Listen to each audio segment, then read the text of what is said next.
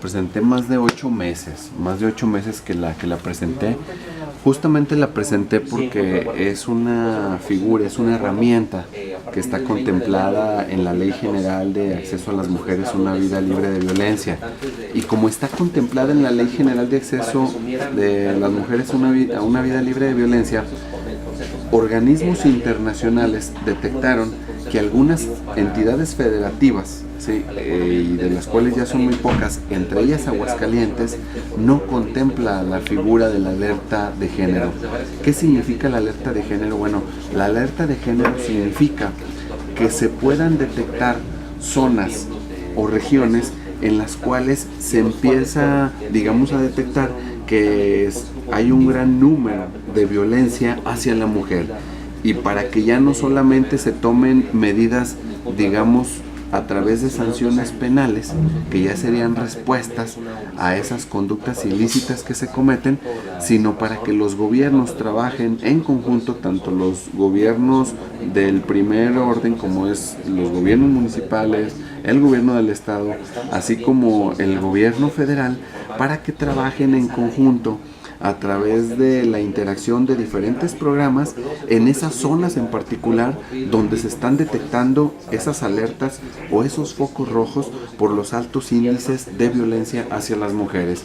Normalmente la violencia que se da hacia las mujeres no significa que se dé de manera aislada.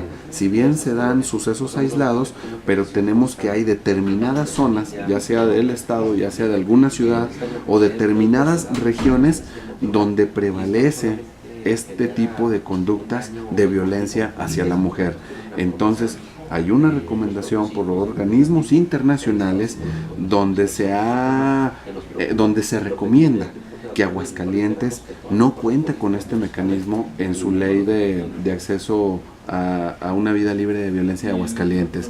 En eso consiste, hay todo un protocolo para esta alerta, es una solicitud que se hace a través de la Secretaría de Gobernación para que se pueda emitir, y es un protocolo establecido, pero sobre todo que va a la raíz del problema, atacar con medidas preventivas.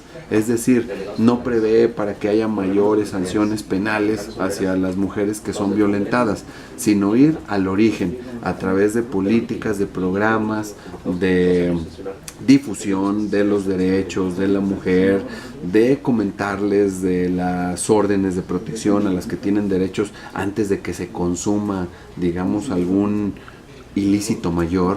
Entonces, sobre todo va orientado a atacar el problema de raíz con medidas preventivas. Esperamos que ya ahora sí en el próximo periodo, a partir del 15 de noviembre, pues sí sea un tema que sea prioridad en la agenda local, en nuestra agenda legislativa, porque incluso ha estado en la agenda nacional sobre algunas entidades federativas que se les ha recomendado emitir alertas de género. Como el Estado de México, que ya tiene. Como el Estado de México, que ya tiene la alerta de género.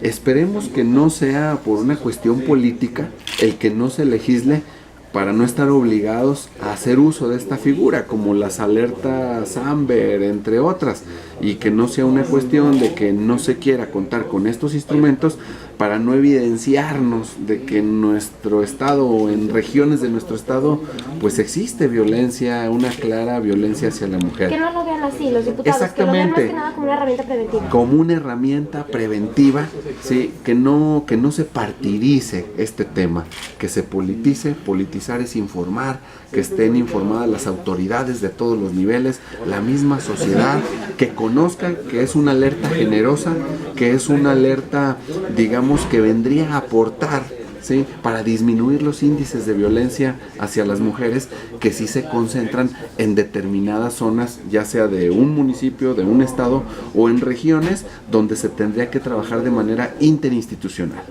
Nada más, ¿este protocolo estaría incluido en la reforma? Es correcto, sí, ya está planteado desde la iniciativa, ya está planteado cuál es el protocolo, ya está planteado en qué partes modificaría y qué partes adicionaría en la ley de acceso de las mujeres a una vida libre de violencia. Ya está todo el planteamiento, pues solamente requiere que entre al estudio en la Comisión de Justicia y a la voluntad política de los otros grupos parlamentarios. ¿Cómo va el cabildeo? ¿Has platicado con los demás integrantes? Sí lo he platicado, entonces considero que es el momento idóneo, ¿sí? Porque no debemos dejar que sea un problema que nos rebase, que sea un fenómeno que comience a rebasarnos y que ya luego sea una actuación como una respuesta hacia pues varios fenómenos, o hacia los altos índices de violencia hacia la mujer. Creo que es el momento adecuado de empujarlo y sobre todo para prevenir, en aras de prevenir la violencia hacia las mujeres, de informar, de culturizar sobre el hecho de que las mujeres no tienen por qué admitir el ser violentadas. Hay quienes lo aceptan como parte de su formación, de su cultura, o que dijeron, bueno, pues a mí mis padres así me educaron, que pues con el hombre que me tocara, yo así tenía que aguantarme. Entonces hay que erradicar este tipo de, digamos, de pensamiento, porque ningún ser humano sí tiene por qué aceptar el ser violentado por otro ser humano. ¿Dónde se dará la campaña de difusión? Las campañas, bueno, entre lo que se contempla en la alerta de género es que exista, digamos, acciones interinstitucionales donde se incluye desde la CEJUVA, el Instituto de Educación del Estado de Aguascalientes, la Secretaría de Desarrollo Social, donde implica a diversas áreas, tanto de los gobiernos, tanto del ámbito legislativo como principalmente el ejecutivo, quién sería el encargado de realizar estos programas de difusión y a través de diferentes dependencias, el Instituto de la Mujer, entre otros, que estarían encaminados a llevar estos programas, esta difusión y pues sobre todo, bueno, en aras de informar que no tienen por qué aceptar que la violencia es natural en la familia o en ningún ámbito de la sociedad. Pero así de pronto, ¿cómo se va a llegar a las mujeres vulnerables? Bueno, lo que pasa es que como se va a llegar es una vez hay ciertos focos rojos que están detectados. Entonces debe ser a través de talleres, de pláticas, de programas en las determinadas zonas, a través de eventos que puedan realizar las diferentes instituciones, con programas informativos como los hay para otro tipo de programas, ¿no? De reuniones, en las plazas, en las colonias, ¿sí? Y a través de spots de radio, de espectaculares, de todos los medios que se tienen para informar a la población. ¿Y de cuántos recursos se está hablando? Ahí ya dependería de cada dependencia, porque cada dependencia tiene un recurso que debe de destinar para este tipo de programas. Entonces ahí ya dependería de cada dependencia dentro de su presupuesto que ya tiene para difusión, porque se está involucrando a las dependencias, ¿sí?, que de alguna manera ya tienen esta tarea desde la ley, el trabajar contra la no violencia hacia las mujeres.